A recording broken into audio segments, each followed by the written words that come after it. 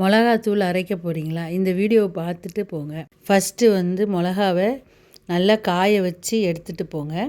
Second one வந்து மிளகா வாங்கிட்டு வந்து அப்படியே பக்கெட்டில் கொட்டி மாவு மிஷினுக்கு எடுத்துகிட்டு போகாதீங்க. ஒரு முரத்தில் கொட்டி மிளகாவை க்ளீன் பண்ணுங்கள். க்ளீன் பண்ணும்போது இந்த மாதிரி மிளகாலாம் இருக்கும். இதெல்லாம் வந்து நம்ம சாப்பிடக்கூடாது. இதெல்லாம் உடம்புக்கு நல்லதே கிடையாது. இந்த மாதிரி மிளகா இருந்ததுன்னா கண்டிப்பாக எடுத்துருங்க. தனியா பார்த்திங்கன்னா தனியாவில் கல், வண்டு, சின்ன சின்ன பூச்சிங்க எல்லாம் இருக்கும். எவ்வளோ பெரிய கடையில் வாங்கினாலும் கண்டிப்பாக இதெல்லாம் இருக்க தான் செய்யும். அதனால் கேர்ஃபுல்லாக க்ளீன் பண்ணிவிட்டு எடுத்துகிட்டு போங்க.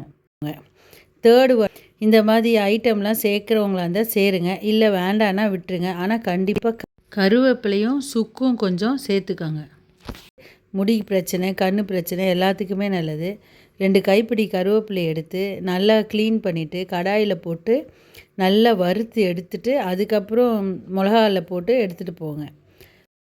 ஃபோர்த் ஒன், மிளகாத்தூள் அரைச்சிட்டு என்ன தான் நம்ம மாவு மிஷினில் காய வச்சு எடுத்துகிட்டு வந்தாலும் வீட்டில் ஒரு பேப்பரில் கொட்டி கண்டிப்பாக ஆற விடுங்க. நல்லா ஆற விட்டால் தான் வண்டு, பூச்சி இதெல்லாம் வராது. நம்ம ரொம்ப நாள் யூஸ் பண்ணாலும் கெடாமல் அப்படியே இருக்கும். இந்த வீடியோ யூஸ்ஃபுல்லாக இருந்ததுன்னா லைக் பண்ணுங்கள், ஷேர் பண்ணுங்கள், சப்ஸ்கிரைப் பண்ணுங்கள்.